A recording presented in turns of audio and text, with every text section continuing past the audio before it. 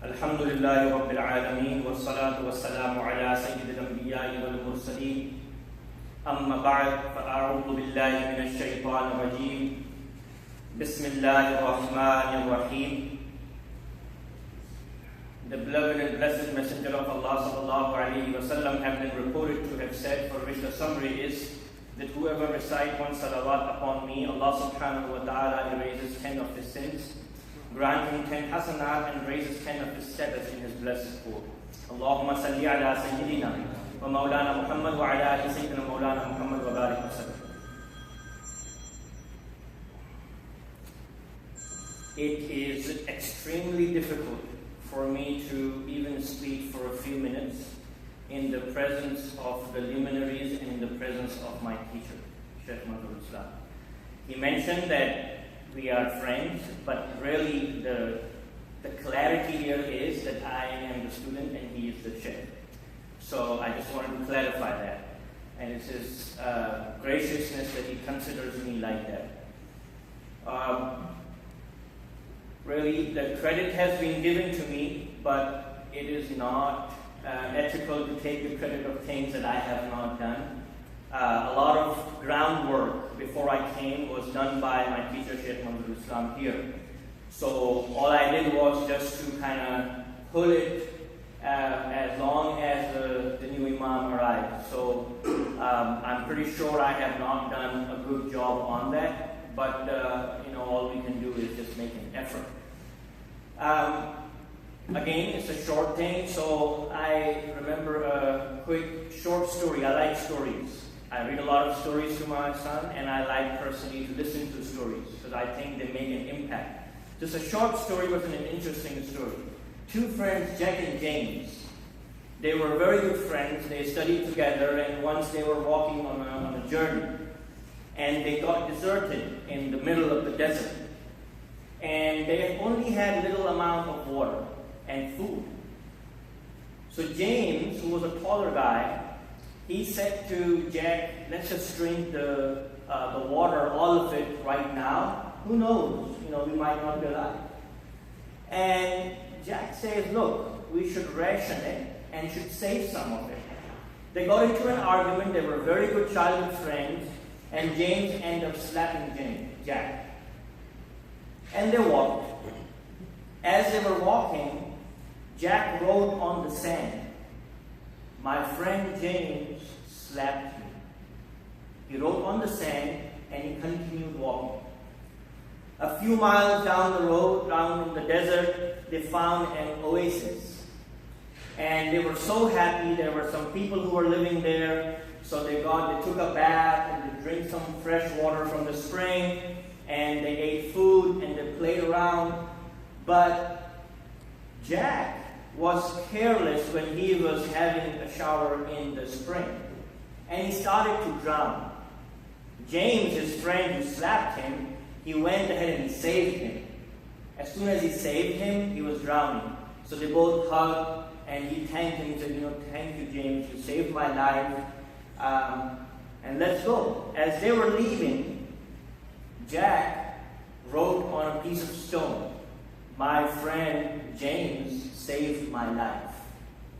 And he said to his friend, he said, look, when you slapped me, I wrote on the sand. And by now, the wind must have blown what I wrote. But when you saved my life, I wrote it on a piece of rock. And this engraving is going to stay. The moral of the story is, it's actually a children's story.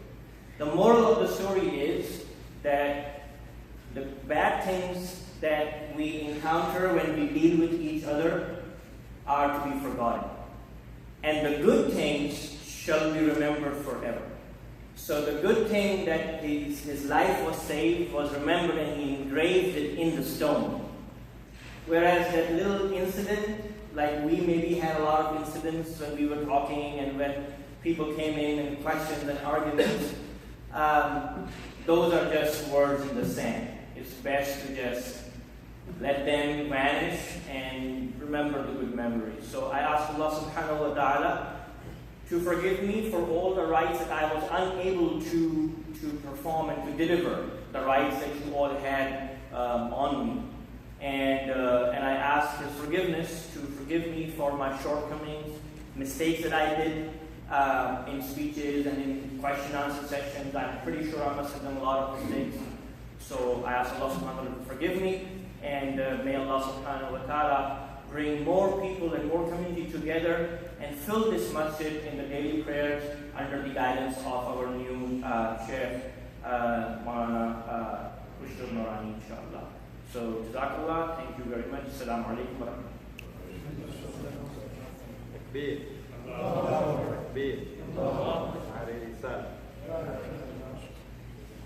Thank you so much, our Imam Anas Iqbal, who will miss you very badly. One thing I can say, you can always move to Florida, right here. And we are almost at the educate our child Islamic way. Thank you, Brother Imam Anas, your hard work. During the month of Ramadan, he has helped us have the best experience in AL-AMIN Center so far in my knowledge.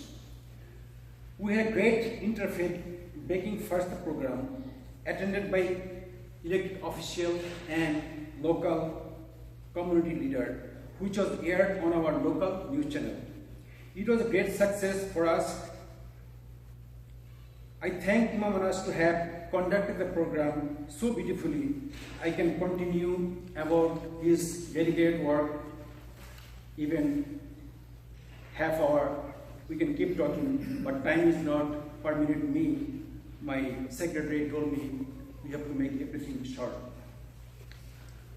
Although this is a sad time for us, we are very happy. You are part of AL-AMIN Center, Brother Imam Anas.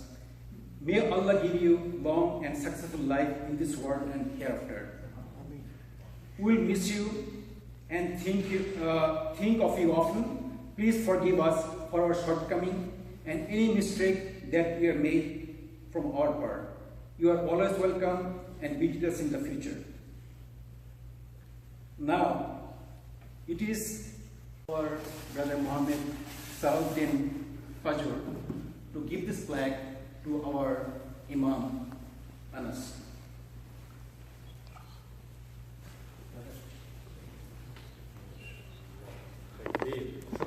Allahu Akbar.